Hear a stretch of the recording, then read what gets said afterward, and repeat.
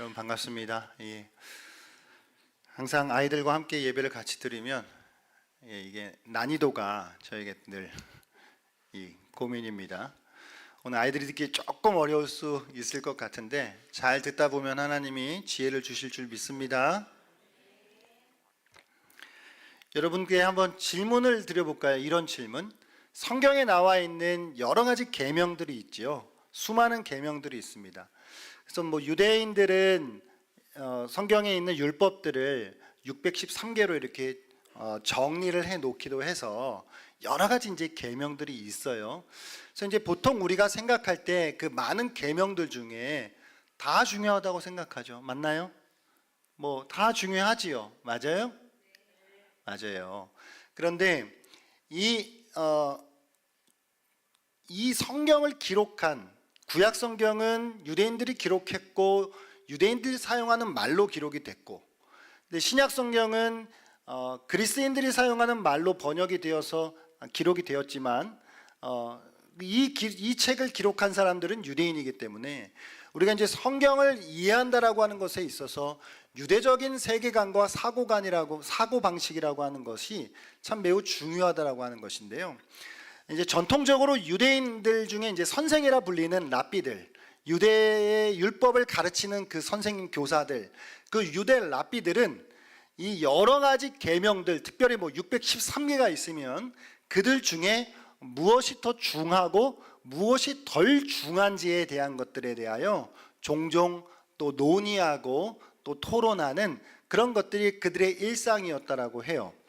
그래서 어느 계명이 더 무겁냐, 그리고 어느 계명이 좀 가볍냐라고 하는 걸 이렇게 달아본다라고 해서 율법을 저울질한다라고 하는 이제 표현을 쓰기도 했다라고 하는 것이에요.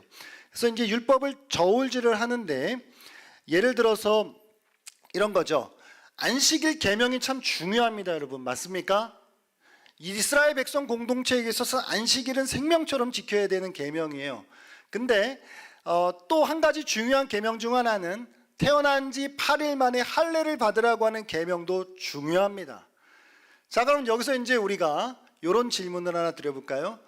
난 지 8일 만에 할례를 받으라고 하는 계명과 안식일 계명, 무엇이 더 중합니까? 안 생각해봤죠. 유대인들은 이런 것들을 생각한다는 거예요. 그래서 요한복음 7장의 근거에 의해 안식일 계명보다 난지 8일 만에 할례를 받는 계명을 더 무겁다라고 여겼어요. 그래서 요한복음 7장 22절에는 안식일에 할례를 행하는 일들을 이제 허락을 했다라고 하는 것이죠. 그러니까 여러 가지 계명들이 다 중요한데 정말 그 중에서도 때로는 상충되는 그런 일들이 생기게 될 때에 무엇이 무엇보다 조금 더 무겁다라고 하는 것들을 이제 그들이 생각해 내왔다라고 하는 것이죠. 이런 거는 어떤 법은 어떤 계명은 따르고 어떤 법은 그냥 조금 하찮게 여겨도 좋다라고 하는 그런 개념이 아니에요, 여러분.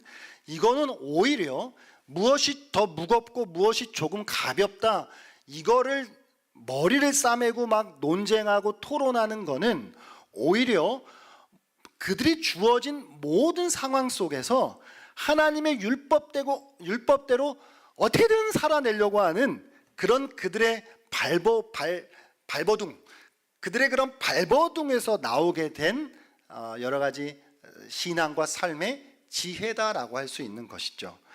그래서 많은 랍비들은 율법의 우열을 어떻게 가릴까를 이제 집중적으로 논쟁을 해 왔는데요.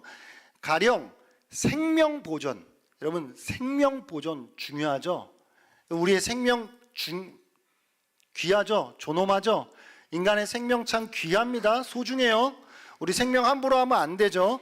그래서 이제 이 랍비들에게도 이 생명의 귀중함, 이 생명을 보존해야 된다라고, 어떻게든 일단은 살려야 된다라고 하는 것, 그것을 참 중요하게 여겼던 것을 이제 히브리어로 피쿠 아크 네페시라고 하는 이 원리가 있었어요. 그래서 이거는 되게 중요한 원리였단 말이에요.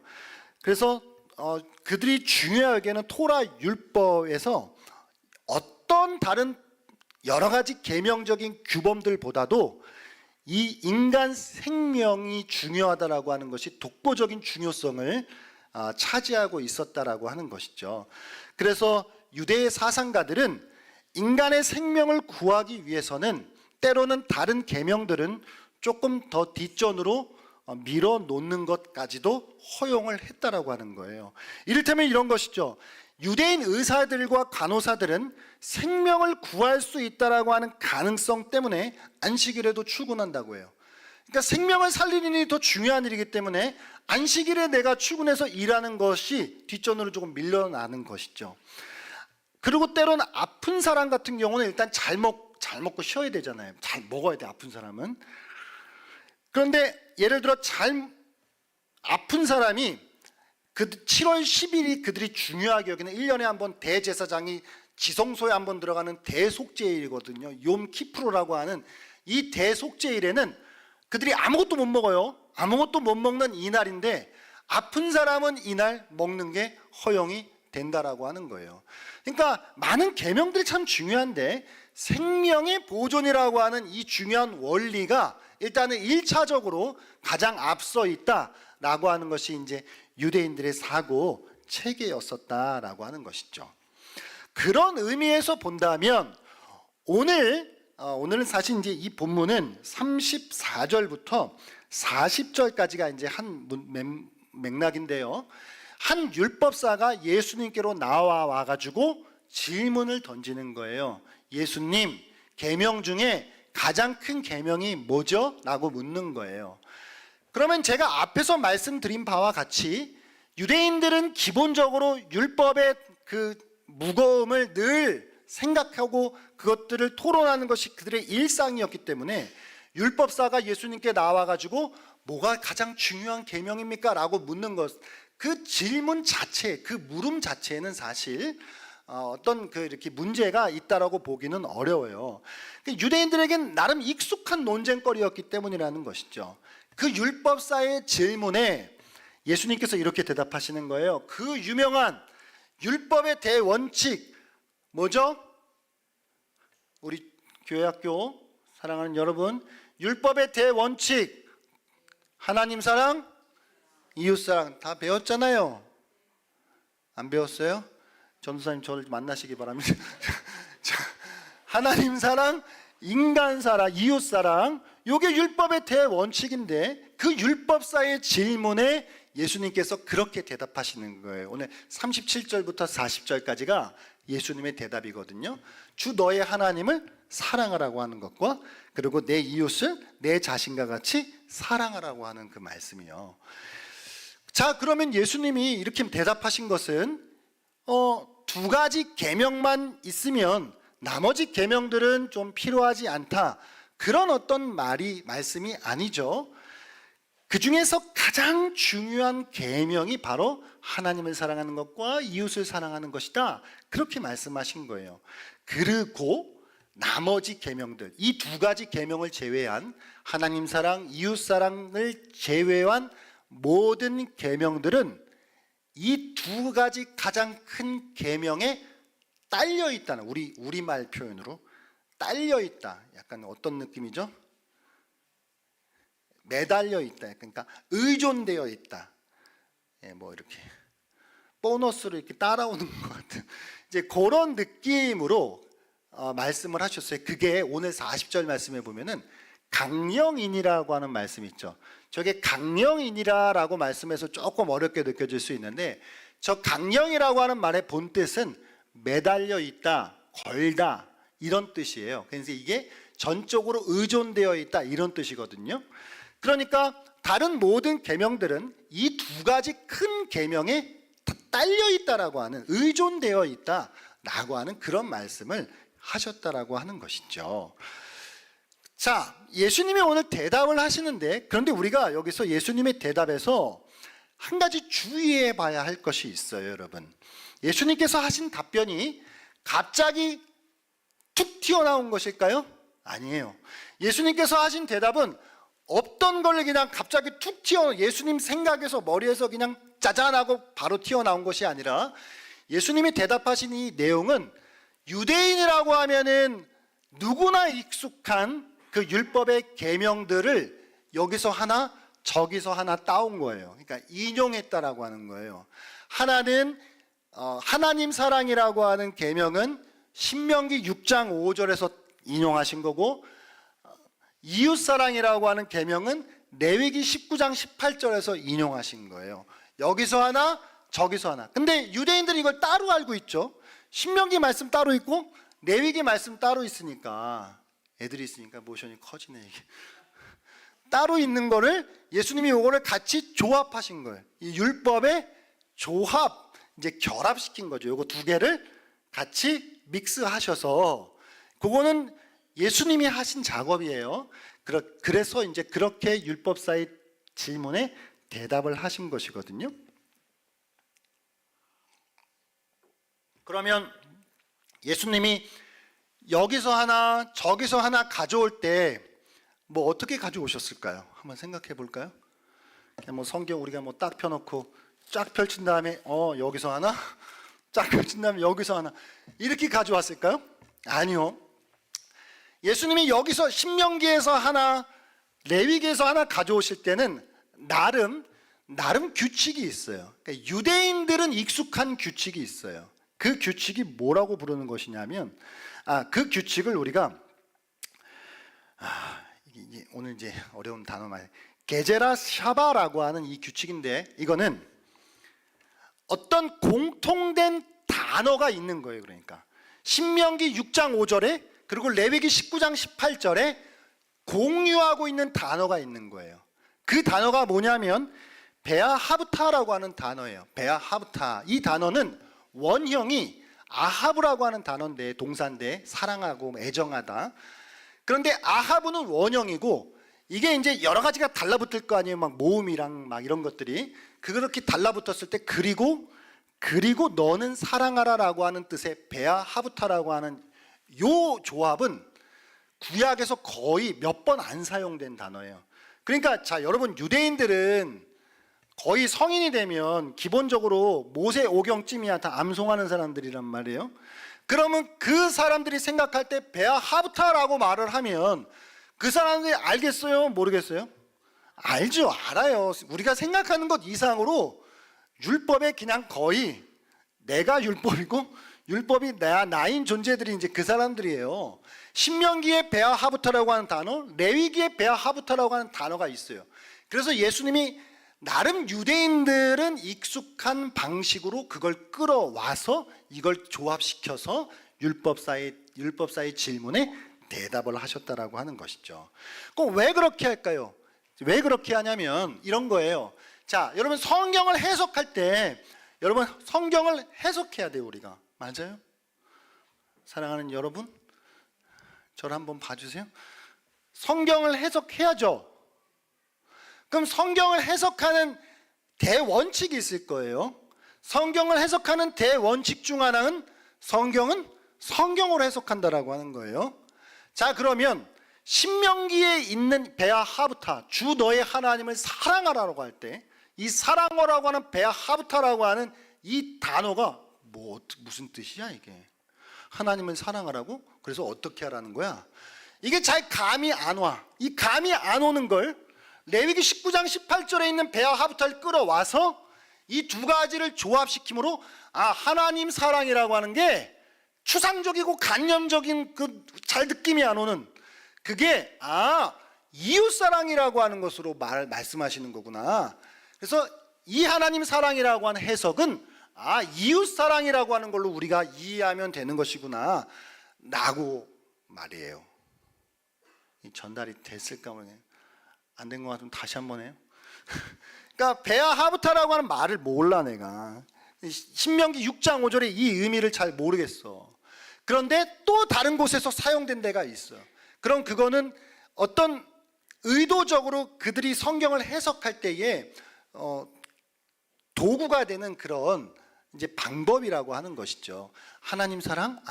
그거는 이웃을 사랑하는 것으로 표현이 되는 것이구나 라고 그들은 그것을 이게 받아들였다라고 하는 것이죠. 할렐루야.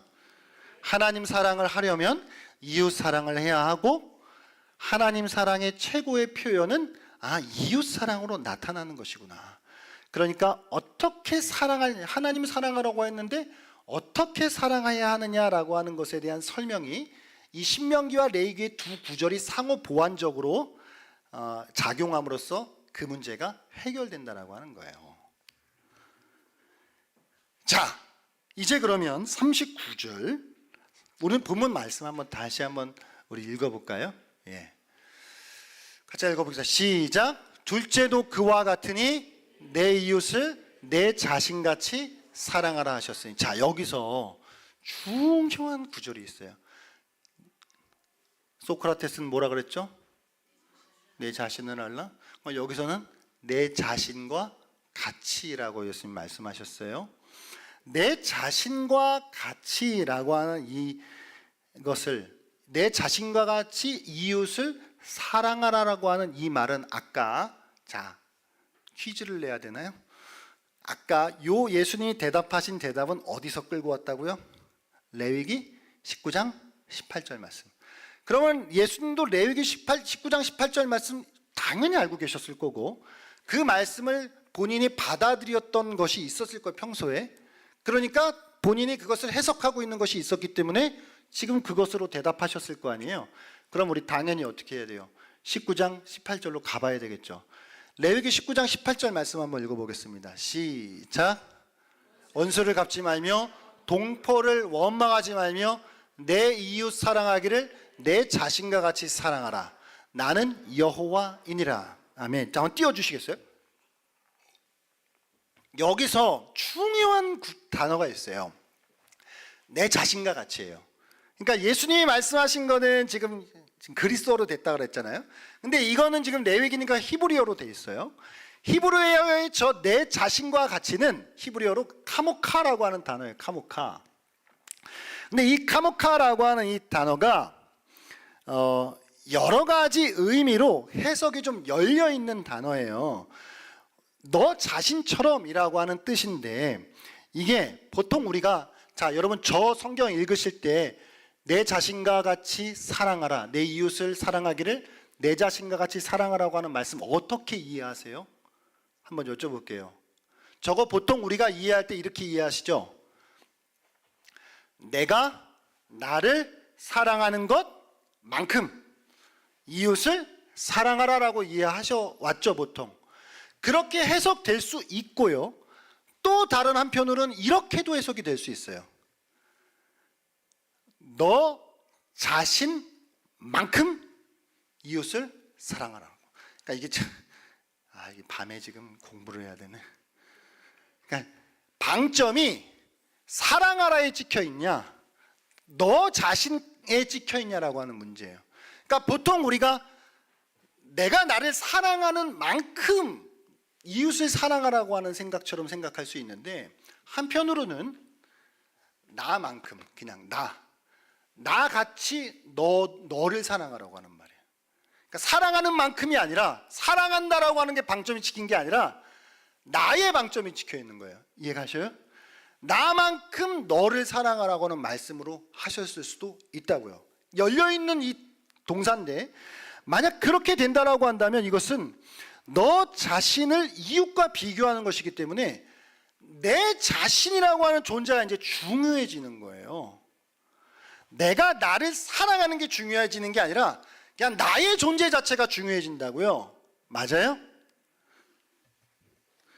이거를 해석하는 뒷받침이 근거가 있어요. 19장 34절이에요. 같이 한번 읽어볼까요? 시작.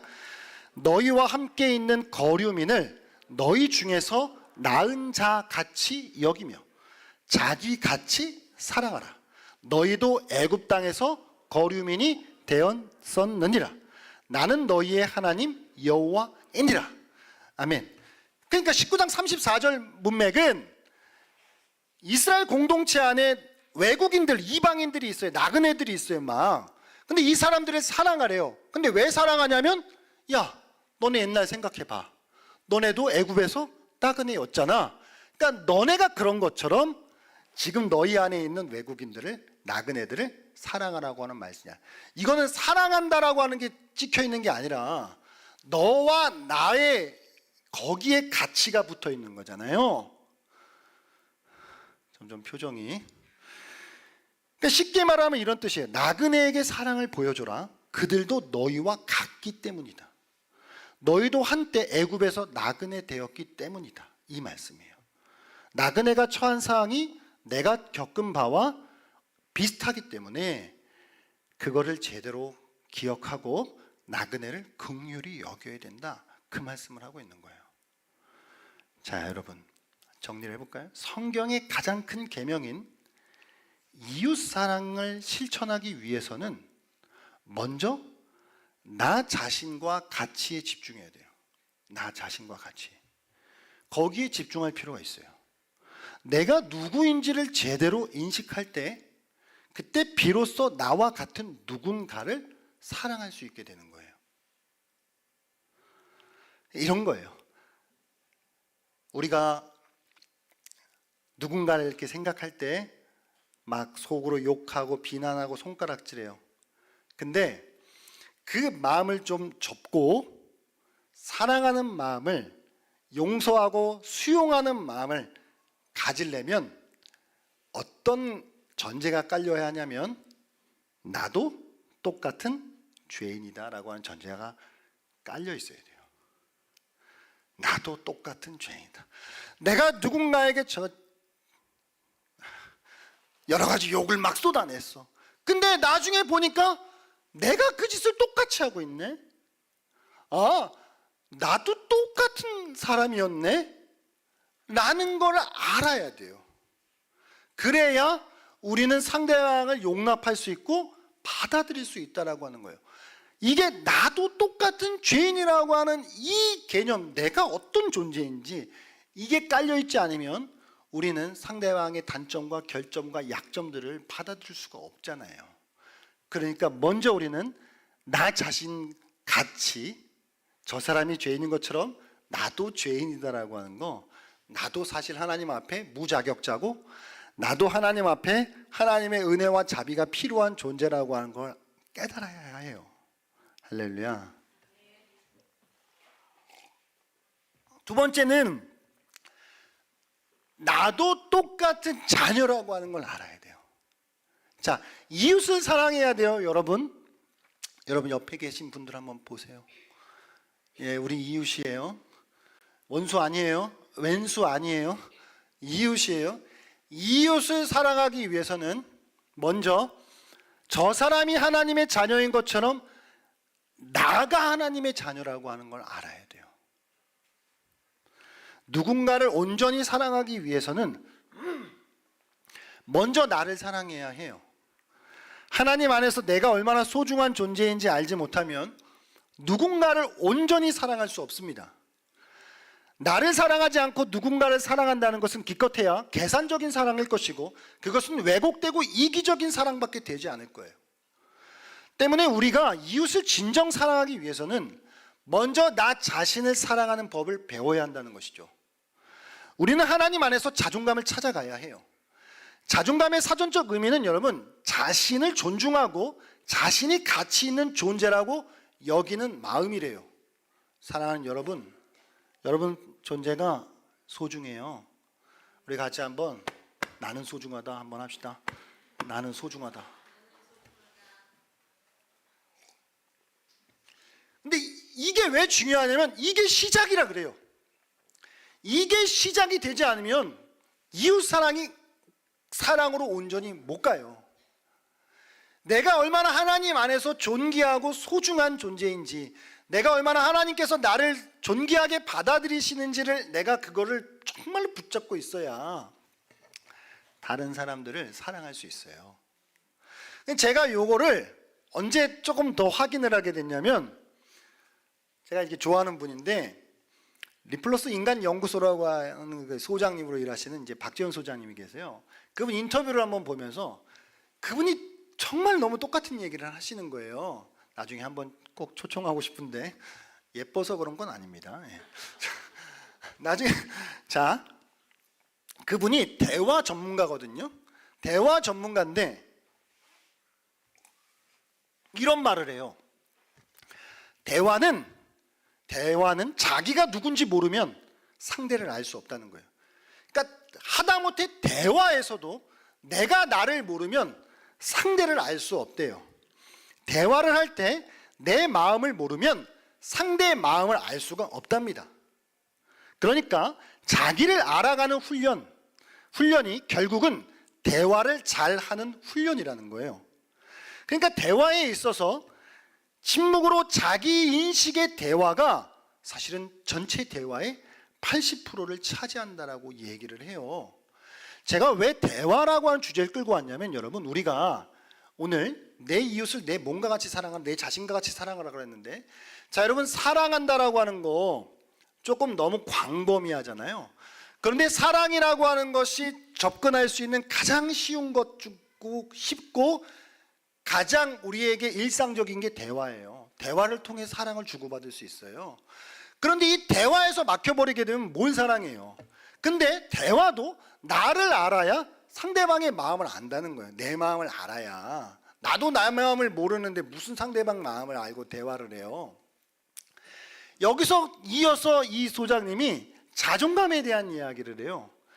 자존감이 낮은 사람들의 공통점이 있답니다. 자존감이 낮은 사람들의 공통점.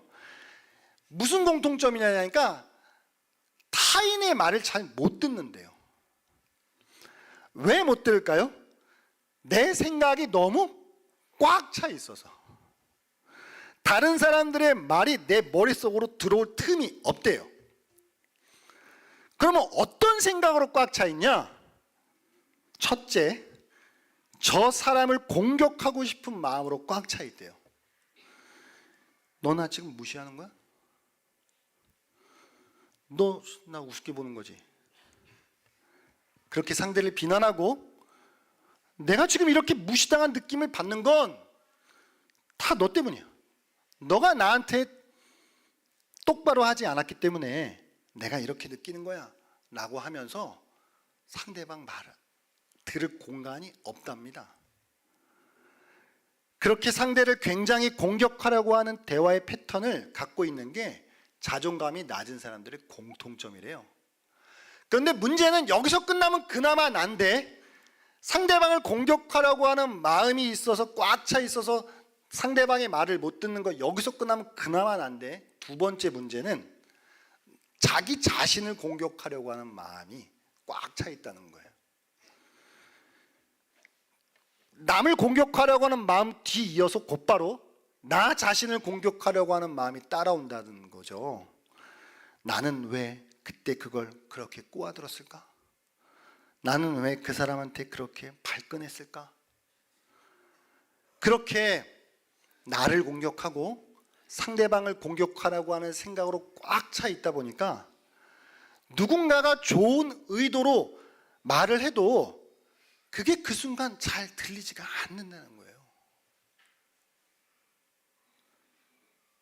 그런데 반대로 자존감 높은 사람의 특징이 있대요. 일단 시기 질투가 없답니다. 왜요?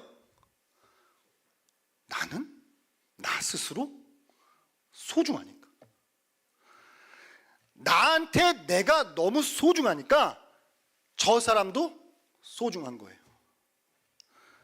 나한테 세상이 밝으니까 저 사람이 나한테 하는 말도 밝은 거예요.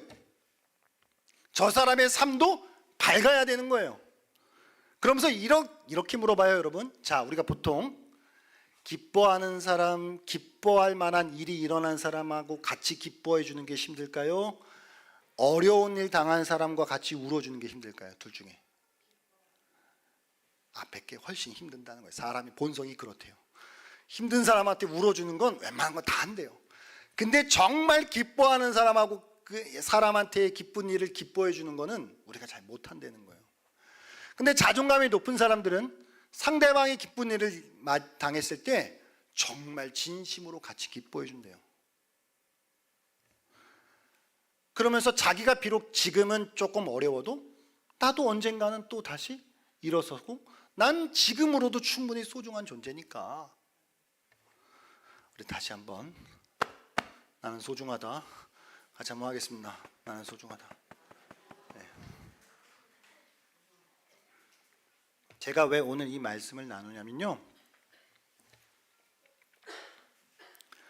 뭐 우리 기독교인들에게, 그리스도인들에게 있어서 이런 자기 존중, 자존감의 회복, 이런 이야기는 무슨 우리 뭐 자아실현 이런 거 이야기하는 거 아니잖아요, 우리가 지금. 그럼 우리는 이 다음이 있단 말이에요. 그럼 더 나아가서 우리가 하나님을 사랑하고 이웃을 사랑하는 게 제일 큰 계명이래요. 제일 큰 계명인데 이걸 지키면서 살아가야 돼요. 근데 이거를 하려면 앞에 전제가 나 자신이 소중하고 나 자신이 하나님 앞에 사랑받기에 충분한 존재고, 이거가 깔리지 않으면 무슨 이웃을 사랑하고 뭘 사랑하냐고요. 그러니까 이웃 사랑하려면, 진짜 이웃 사랑하려면 먼저 나를 사랑하지 않으면 안 되니까.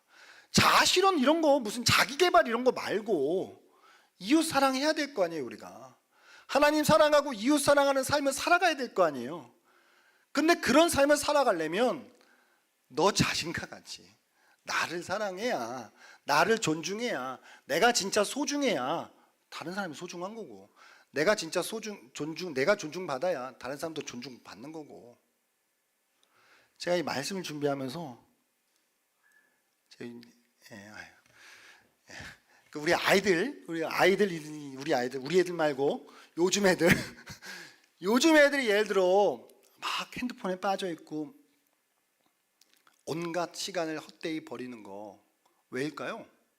그거 자기 시간이 소중한지 몰라서 그래요. 얼마나 귀한 시기를 지금 살아가고 있는데, 너무 아름다운 때를 살아가고 있는데, 내가 지금 주어진 나의 시간이, 나의 인생이 얼마나 소중한지를 알게 되면 그런 헛된 시간 버리지 않을 거잖아요. 그러니까 결국 생각해 보니까 모든 것이 내가 하나님 안에서 얼마나 소중한 존재요, 내가 존중받을 만한 존재인지를 깨닫는 것이, 이게 우리의 삶의 출발점인 거죠. 그래서 저 여러분이 자기 존중으로부터 시작해서 이웃사랑으로 나아갈 수 있는 아름다운 열매들이 우리 안에 있었으면 좋겠습니다.